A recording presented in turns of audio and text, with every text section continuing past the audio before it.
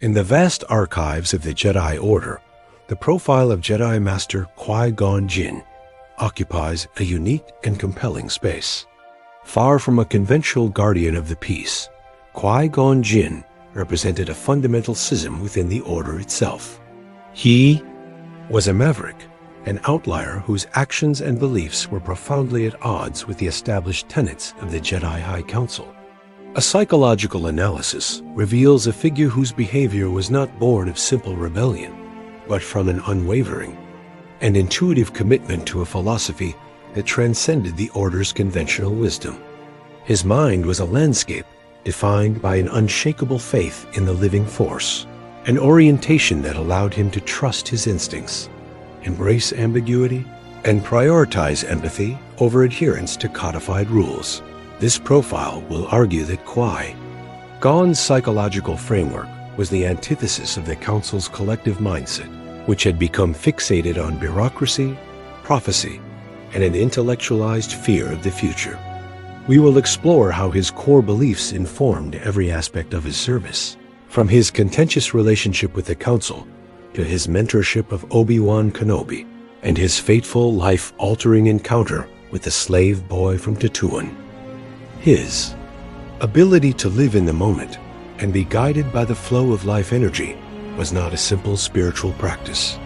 It was a foundational psychological orientation. It is this very trait that made him appear reckless to the Council, but also made him the only Jedi capable of recognizing the true nature of the Chosen One, and ironically, the first to discover the path to consciousness after death. Qui-Gon's entire psychological framework was built upon his interpretation of the Force. The Jedi Order of his time had become almost exclusively focused on the cosmic force. The Force as an eternal unifying field that connects all life and is the source of prophecies and destiny. This perspective encouraged a preoccupation with the future, interpreting visions and acting to secure a predetermined outcome. Psychologically, this approach fostered a constant state of preemptive anxiety. The Jedi Council was perpetually worried about what might happen, an intellectualized fear that made them cautious, risk-averse, and blind to the present moment. Qui-Gon Jinn, however, was a devout follower of the living force, the energy generated by all living things experienced dynamically from moment to moment. For him, the Force was not a distant, abstract concept to be studied, but a direct, immediate, and intuitive guide. His psychological state was one of profound mindfulness and present moment awareness. His advice to his Padawan to not center on your anxieties, but to keep your concentration here and now, was the articulation of his core operating principle. He trusted that by focusing on the immediate needs of the present, the living force would guide him to the correct path. This is a psychology of surrender, a profound faith in the current moment. This commitment manifested in intuitive, empathetic actions. He did not rely on data, predetermined missions, or the Council's intelligence. He acted based on what the Force was telling him in that very moment. His decision to save Jar Jar Binks, an outcast Gungan, is the perfect example. From a utilitarian, mission-focused perspective, saving the Gungan was an unnecessary detour, a complication that could risk their primary objective. To the Council, this was a distraction. To Qui-Gon, it was a test of faith. He felt a disturbance in the living force, a need to act on compassion, and he did so without hesitation. His intuition was his compass, and he trusted it completely. This is a stark contrast to a psychological profile that seeks to control every variable. The Council, by contrast, operates on a model of perfect foresight, a belief that if they can just gather enough information and adhere to enough rules, they can prevent disaster. Qui-Gon's psychology is the opposite. He believes that true wisdom lies in adaptability and an open-minded acceptance of the unpredictable nature of life. This is why he is able to use mind-influence techniques so readily, not as a tool of deception, but as a way to facilitate a specific immediate outcome that the living force seems to be suggesting. His willingness to use his power in unconventional ways, such as gambling for a part, demonstrates a profound lack of attachment to the rules and a deep trust in his own intuitive judgment. To fully understand Qui-Gon's psyche, we must examine his relationship with his own master, Count Dooku. Dooku was also a maverick who grew disillusioned with the Jedi Order's bureaucracy and political entanglements. He was a master of a different kind of foresight, one rooted in a cynical and intellectual understanding of the galaxy's corruption. It is highly probable that Dooku, seeing the Order's flaws, passed a certain critical perspective onto his Padawan. However, while Dooku's rebellion led to his fall to the dark side, Qui-Gon's critique led him to a deeper, more spiritual understanding of the light. This distinction is crucial. Dooku's psychological disillusionment was born of anger and intellectual superiority. He saw the Jedi as fools and chose to abandon them entirely. Qui-Gon's disillusionment was born of a desire for spiritual purity. He did not reject the Jedi. He sought to purify them, to reconnect them with the true essence of the Force. He chose to remain within the Order, acting as a gentle yet persistent force of change from within. This is a subtle but profound psychological difference that sets him apart from both his master and his peers. He saw the Jedi Code not as a prison to be escaped, but as a living document to be interpreted and adapted. The Jedi Council, as a collective entity, operated on a psychological model of control and risk management. Their primary function was to maintain the peace and order of the Republic, which led them to become more like government officials than spiritual masters. Their decision-making was governed by consensus, tradition, and an intense fear of the dark side. They were cautious of everything new and unknown, a psychological state that ultimately made them rigid and slow to adapt. This fear-based mentality is what made them so suspicious of the boy from Tatooine, a child who represented too much unpredictability, too much raw power, and too much attachment. To them, he was not a chosen one, but a walking risk factor. Qui-Gon's psychological profile is the polar opposite of this collective fear. He is a man who trusts in chaos and embraces the unknown. He is not afraid of the boy's fear or his attachment, because he believes that these emotions are part of the living experience and can be guided, not suppressed. His willingness to trust the Force's will, even when it leads to high-stakes gambles, is anathema to the Council's institutional anxiety. They see his choices as dangerous and irresponsible, a violation of the very code they have dedicated their lives to upholding. One of the most revealing psychological moments for Qui-Gon is his repeated refusal of a seat on the Jedi High Council. To a mind conditioned by the Order's hierarchy, this act is incomprehensible. Why would a respected master turn down the pinnacle of power and influence? The answer lies in his commitment to his personal integrity. Qui-Gon understood that the Council's power was a trap. It would require him to abandon his intuitive nature and his connection to the living force in favor of political maneuvering and bureaucratic red tape. His refusal is an act of profound self-authorship. He chose to define his own purpose, to follow his own path, rather than conform to a role that would compromise his core beliefs. He knew that true power did not come from a chair in a council chamber. It came from his direct and unfiltered connection to the Force. By rejecting the Council, he was not just rebelling.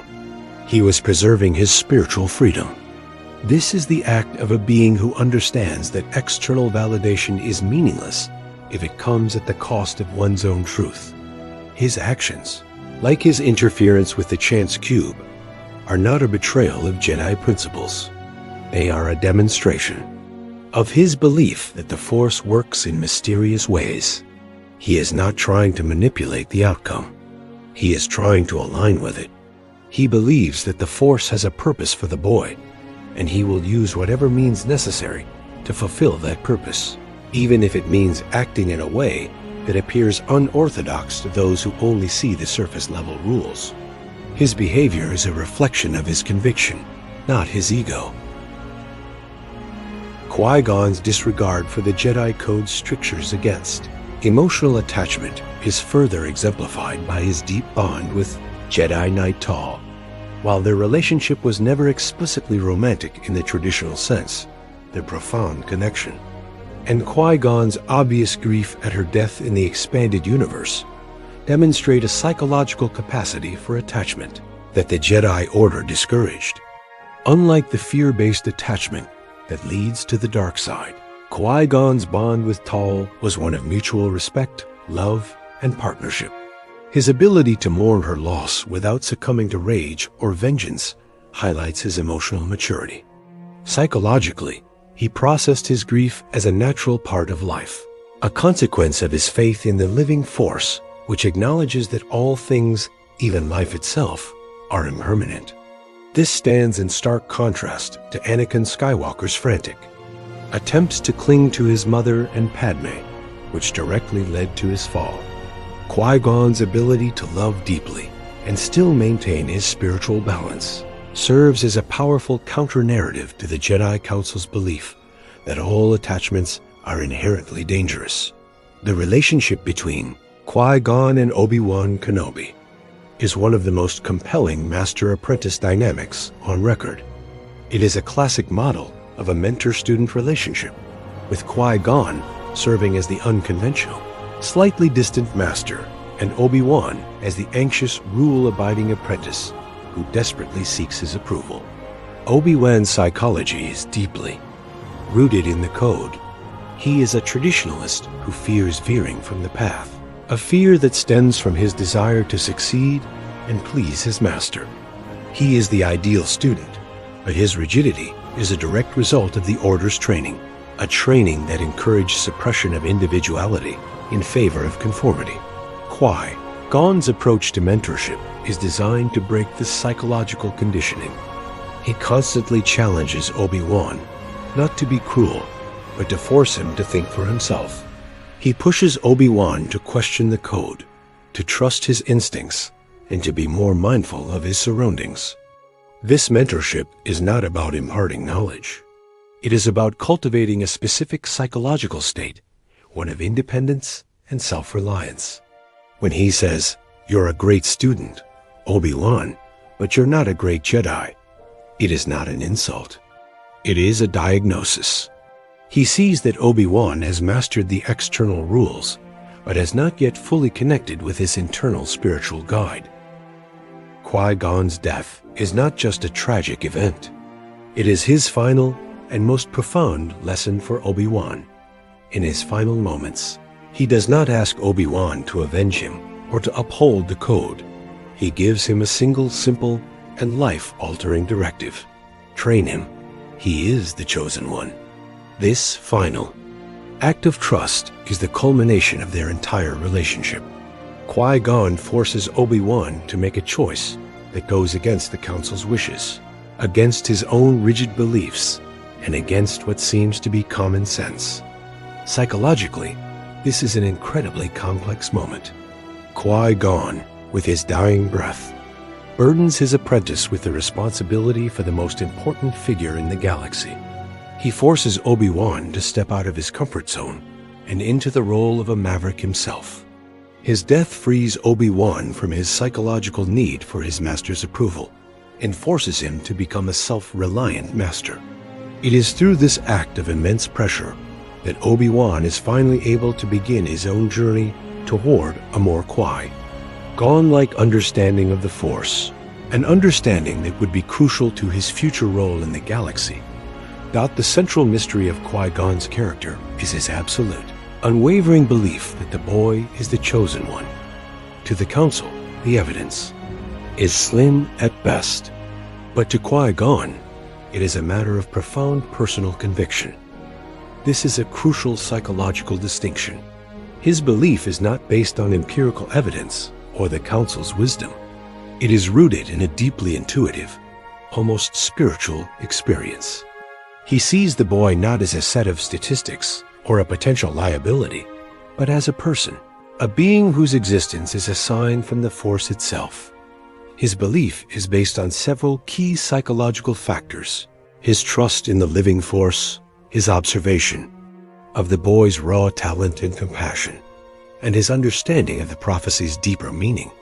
To him, the boy's miraculous birth is not a biological anomaly. It is a sign that the Force is attempting to correct the cosmic imbalance. His decision to take the boy to the Council is a test of their own faith, a challenge to see if they can look beyond their fear and embrace the will of the Force. The fact that they fail this test only strengthens Qui-Gon's resolve, his trust in the boy is a projection of his own hope for the Jedi Order, a hope that they can reconnect with their true purpose. The Jedi Council's reaction to the boy is a perfect example of a self-fulfilling prophecy. Their fear of his attachments and their rigid adherence to the code are the very things that cause him to fall. They try to suppress his individuality, his love for his mother, and his emotions, all of which are a vital part of who he is. They fail to understand that these attachments are not a weakness to be eliminated, but a part of his psychological makeup that needs to be guided and nurtured. Qui-Gon, by contrast, would have understood this.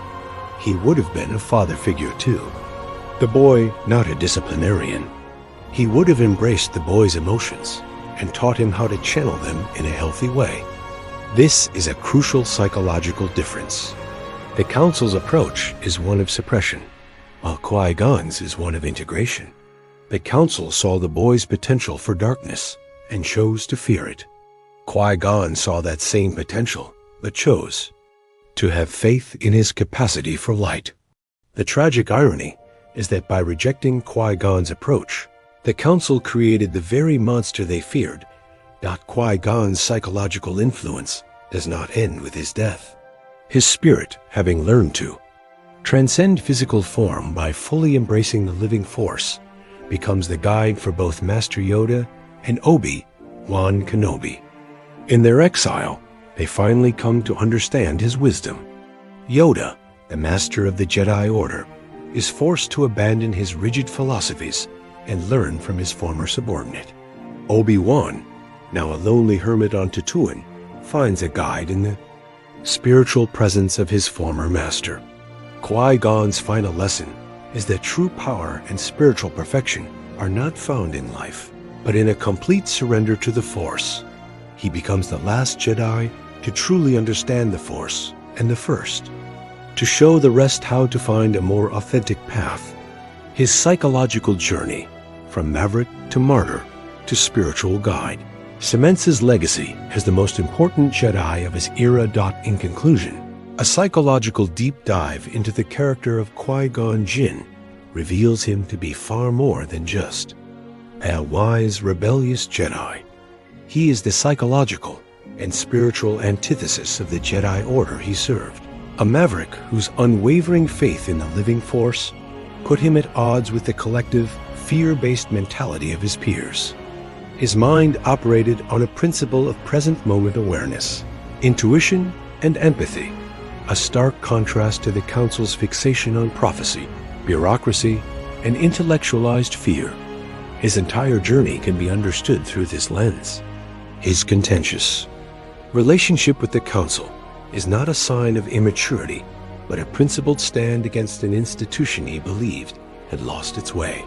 His refusal to take a seat on the Council is a powerful act of self-authorship, a commitment to his own truth that he would not compromise. His mentorship of Obi-Wan is a deliberate effort to free his student from the psychological rigidity of the code and teach him how to be a more adaptable, self-reliant Jedi. And his fateful decision to take on the boy from Tatooine is the ultimate expression of his profound faith in the Force's will. The tragic irony of Qui-Gon's story is that he was right all along. The very things the Council feared, the boy's attachments, his age, and his immense power, were the very things that could have been guided and nurtured. But the Council's fear of the unknown led them to reject Qui-Gon's intuition, a decision that sealed their fate. Qui-Gon's death, however, was not the end of his influence. Through his spirit, he was able to guide the last of the Jedi to a deeper, more profound understanding of the Force, one that was unburdened by the institutional fears and traditions that led to the Order's fall. His legacy is not just about a single act of faith, but about a psychological paradigm shift. He was the one Jedi wise enough to understand that to save the future, one must first be mindful of the present, and that true power comes not from controlling the Force, but from surrendering to its living, breathing will. Qui-Gon Jinn. He is what it means to be a Jedi. Thank you for watching.